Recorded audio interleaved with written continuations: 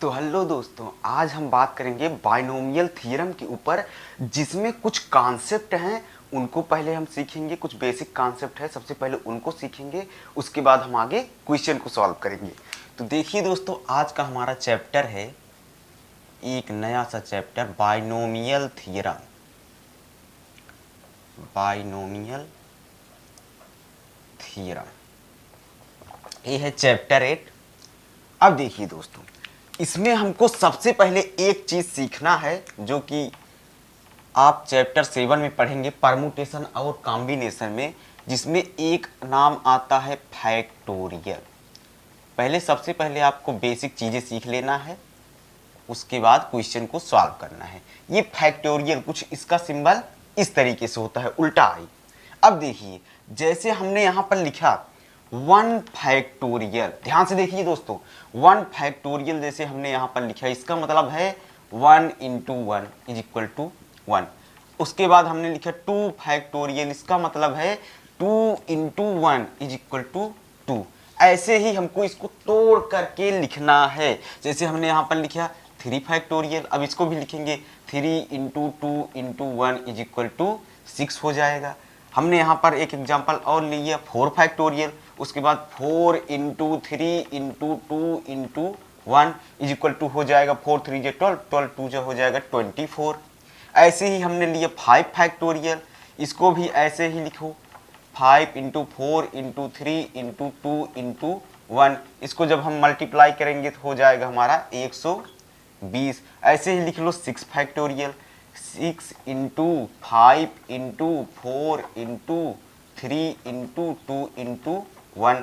ऐसे ही दोस्तों आपको लिखते जाना है, इसका मल्टीप्लाई करके लिख देना है। इसका मल्टीप्लाई कर दो, इसका मल्टीप्लाई कर दो, हो जाएगा यहां से 720। ऐसे ही आपको 7 फैक्टोरियल का भी लिख देना है, 7 into 6 into 5 into 4 into 3 into 2 into 1। ऐसे ही आपको 8 फैक्टोरियल का लिख देना है, 8 इंटू 7 इंटू 6 इंटू 5 4 3 2 1। ऐसे ही इसको मल्टीप्लाई करके लिख देना है, इसका हो जाएगा 50 40 हो जाएगा। इसका भी जो आता होगा आप लिख लेना दोस्तों। यही है दोस्तों फैक्टोरियल नाम की एक चीज, जिसमें एक चीज आपको समझना जरूरी था कि 1 फैक्टोरियल को हम लिखेंगे 1 इंटू 1 ब्रेक करके, हो जाएगा हमारा 1। 2 फैक्टोरियल को 2 इंटू 1, इसको जितना ब्रेक कर पाओ उतना ब्रेक करना है।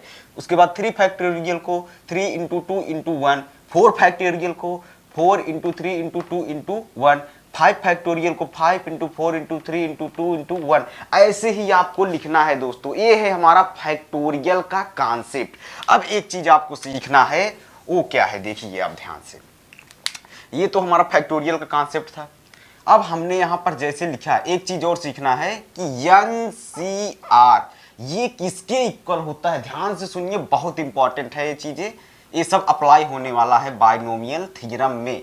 NCR बराबर होता है दोस्तों n फैक्टोरियल अपान में, उसके बाद r फैक्टोरियल, उसके बाद n माइनस r फैक्टोरियल। ये फार्मूला आपको याद रखना है। NCR बराबर होता है n फैक्टोरियल अपान में r फैक्टोरियल, उसके बाद n माइनस r फैक्टोरियल। अब जैसे क्वेश्चन कैसे बनेगा, ध्यान से देखिए, यहां पर दे देगा 5C2, इसका मतलब है NCR। अब देखिए 5 फैक्टोरियल हो जाएगा यहाँ पर ऊपर, क्योंकि ये हमारा n है, ये हमारा r है। उसके बाद r फैक्टोरियल, 2 फैक्टोरियल लिखो, उसके बाद क्या लिखेंगे 2 फैक्टोरियल, उसके बाद n माइनस r, मतलब n माइनस r का मतलब 5 में से 2 घटेगा, क्या होगा 2 हमारा घट जाएगा, तो कितना बचेगा 3 फैक्टोरियल। जब 5 में से 2 जाएगा हमारा 3 बचेगा। अब इसको ब्रेक करके लिखना है। जैसे यहां पर सबसे डिनोमिनेटर में सबसे बड़ा अंक हमारा है 3 फैक्टोरियल, तो इसको हम 3 फैक्टोरियल पर जाके रोक देंगे। तो 5 इंटू 4 इंटू 3 फैक्टोरियल अपान में 2 इंटू 1, इसको ब्रेक करके लिखो 2 इंटू 1। 3 फैक्टोरियल को ऐसे ही रहने दो, क्योंकि ये हमारा कट जाएगा। अब 2 2 जा 4, तो हो जाएगा हमारा 10 इसका आंसर। 5C2 का वैल्यू होता है 10। ऐसे ही हम जैसे ले लिया हमने यहाँ पर 4C2, इसको हम लिखेंगे 4 फैक्टोरियल अपान में 2 फैक्टोरियल, उसके बाद 4 में 2 जाएगा तो हमारा कितना बचेगा 2 फैक्टोरियल। अब इसको भी ब्रेक करके लिखो यार, 4 इंटू 3 इंटू 2 फैक्टोरियल, क्योंकि हमारा डिनोमिनेटर में 2 तक है। अब देखिए इसको आप ब्रेक करके लिख दो 2 इंटू 1, इसको ऐसे ही रहने दो एज इट इज। अब 2 फैक्टोरियल से 2 फैक्टोरियल हमारा कट जाएगा और 2 2 जा 4 और 2 3 जा 6, यानी 4c2 का वैल्यू दोस्तों कितना हो जाएगा 6। अब दोस्तों एक एग्जांपल हम और लेते हैं, जैसे हमने यहाँ पर लिखा 6c2। अब इसको क्या लिख सकते हैं, देखिए इसको लिखेंगे 6 फैक्टोरियल अपान में 2 फैक्टोरियल, उसके बाद 6 में से जब 2 जाएगा, 6 में से n माइनस r, 6 में से जब 2 जाएगा तो बचेगा 4 फैक्टोरियल। अब इसको लिखेंगे 6 इंटू 5 इंटू 4 फैक्टोरियल, इसी पे रोक देंगे क्योंकि लास्ट में हमारा डिनोमिनेटर से कटने वाला है। अब 2 इंटू इसको 1 लिख दो, इसके बाद 4 फैक्टोरियल, इसको जब कट करेंगे तो हमारा हो जाएगा, देखिए 2 3 जा 6, 3 5 जा 15, 15 हमारा आंसर निकल के आ गया। यहाँ पर जैसे यहाँ पर है 5c2, यहाँ पर है 5c2, ये किसके बराबर हो जाएगा, ये हो जाएगा 5c3 के, या इसमें से इसको माइनस करो, 5 में से जब 2 माइनस होगा तो हमारा आएगा 3, ये बराबर हो जाएंगे दोनों। कैसे हो जाएंगे, देखिए यहाँ पर 5c2 का वैल्यू है हमारा 10, 5c3 का भी वैल्यू 10 ही आएगा, चाहे तो आप सॉल्व करके देख लीजिए। 5 फैक्टोरियल अपान में 3 फैक्टोरियल, 5 में से 3 जाएगा तो 2 फैक्टोरियल बचेगा, आएगा हमारा वही आंसर 5 फैक्टोरियल। इसको आप ब्रेक करके लिख दो 5 इंटू 4 इंटू 3 फैक्टोरियल अपान में 3 फैक्टोरियल, उसके बाद 2 इंटू 1, 3 से 3 गया, 2 से 2 गया तो आया हमारा आंसर 10 ही। इसमें भी हमारा 10 आया और इसमें भी 10 आया। 5c2 किसके बराबर है, 5c3 के बराबर है। अब जैसे हमने यहाँ पर लिखा 6c2, इसको हम किसके बराबर लिखेंगे, 6c4 के, क्योंकि 6 में से जब 2 जाएगा तो आएगा हमारा 4, मतलब ये दोनों हमारे इक्वल हैं, 6c2 और 6c4 दोनों ही हमारे इक्वल हैं। 6c2 का वैल्यू जो आया होगा वही हमारा 6c4 का वैल्यू आएगा, चाहे तो आप सॉल्व करके देख सकते हैं।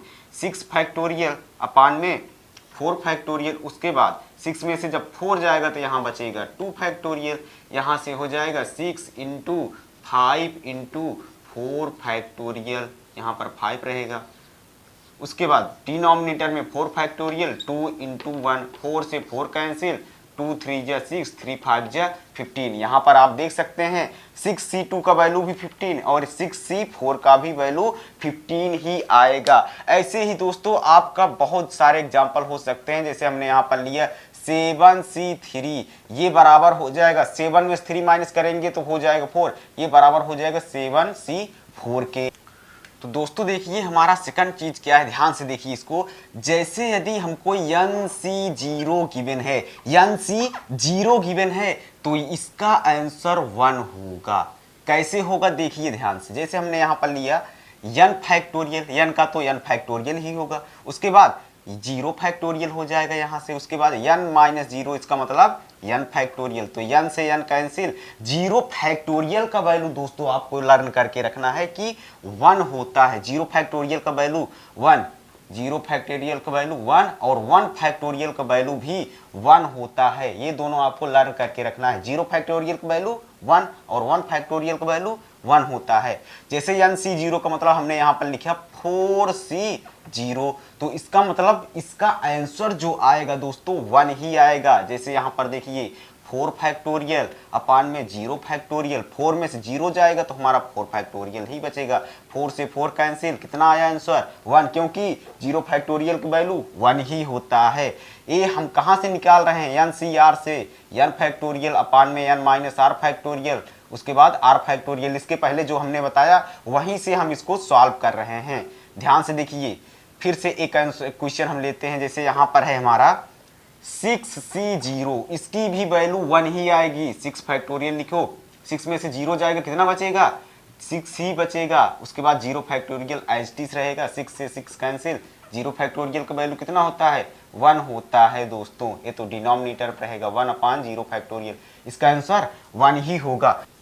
अब तीसरी बहुत इंपॉर्टेंट बात आपको याद रखना है, nc1 की वैल्यू दोस्तों हमेशा n होती है, nc1 की वैल्यू हमेशा n होती है। देखिए कैसे, हमने यहाँ पर लिखा n फैक्टोरियल अपान में 1 फैक्टोरियल, उसके बाद n माइनस 1, n-1 फैक्टोरियल। अब इसको आप और तोड़कर लिखो, देखिए कैसे लिखेंगे। इसको है हमारा n फैक्टोरियल, इसको लिखेंगे n-1 फैक्टोरियल, अपान में यहाँ पर है 1 फैक्टोरियल। अब n-1 factorial, n-1 factorial cancel, तो क्या आएगा दोस्तों, n ही आएगा। क्या आएगा, n ही आएगा। फिर से आप ध्यान से समझिए, जैसे यहाँ पर nc1 है तो इसका वैल्यू वो n आया। अब इसको हम कैसे लिख सकते हैं, n फैक्टोरियल है तो इसको हम लिख सकते हैं n फैक्टोरियल को n-1, n-2, n-3, ऐसे ऐसे हम लिख सकते हैं, 3 2 1 तक लेके जा सकते हैं इसको लिख लिख के। अब देखिए दोस्तों, इसको तो हमने ऐसे लिखा। अब देखिए, जैसे यहाँ पर देखिए हमने यहाँ पर लिखा 6c1, तो इसका आंसर 6 ही आएगा। क्यों, देखिए 6 फैक्टोरियल अपान में 6 में से जब 1 जाएगा तो 5 फैक्टोरियल अपान में 1 फैक्टोरियल। जब 6 फैक्टोरियल को ब्रेक करके लिखेंगे तो हो जाएगा 5 फैक्टोरियल और 1 फैक्टोरियल, तो 5 से 5 कैंसिल, कितना आएगा, 6 ही आएगा। चौथी इंपॉर्टेंट बात आपको याद रखना है कि यदि NC 1 हो तो इसकी वैल्यू आपको क्या याद रखना है, n, ठीक। यदि NC 1 हो तो इसकी वैल्यू क्या होती थी, n होती थी। और लेकिन NC अगर हमारा दे दिया जाए, क्या NC n दे दिया जाए, तब इसका वैल्यू क्या होगा, तो इसका वैल्यू दोस्तों हमारा 1 होता है। अभी अभी हमने इसके पहले बताया है कि NC 1 की वैल्यू n होती है, लेकिन NC n की वैल्यू हमेशा 1 होती है। कैसे, इसको लिखेंगे n फैक्टोरियल अपान में n फैक्टोरियल, n में से n जाएगा तो क्या बचेगा, 0 फैक्टोरियल, n से n कैंसिल, 0 फैक्टोरियल की वैल्यू क्या होती है, 1 अपान 0 फैक्टोरियल की वैल्यू 1, तो यहाँ से 1 ही आएगा। जैसे हमने एग्जाम्पल और लिया कि 6c6, तो हमारा हो जाएगा 6 फैक्टोरियल, ये दोनों सेम होने चाहिए, ये दोनों क्या होने चाहिए, सेम, तो 6 फैक्टोरियल हो जाएगा। 6 में से जब 6 जाएगा तो 0 फैक्टोरियल बचेगा। 6 फैक्टोरियल को एज इट इज लिखो, क्योंकि हमारा क्या होता है, NCR बराबर n फैक्टोरियल अपान में n-r फैक्टोरियल, उसके बाद यहाँ से r इंटू में r फैक्टोरियल होता है। तो उसी से हम सॉल्व कर रहे हैं इसे क्वेश्चन को। अब देखिए दोस्तों, यहाँ से हमारा इतना हो गया। हमने यहाँ पर जैसे लिखा 5c5, तो इसका भी वैल्यू 1 होगा। यहाँ पर 7c7, इसका भी वैल्यू कितना होगा, 1 होगा। आप चाहे तो सॉल्व करके देख सकते हैं।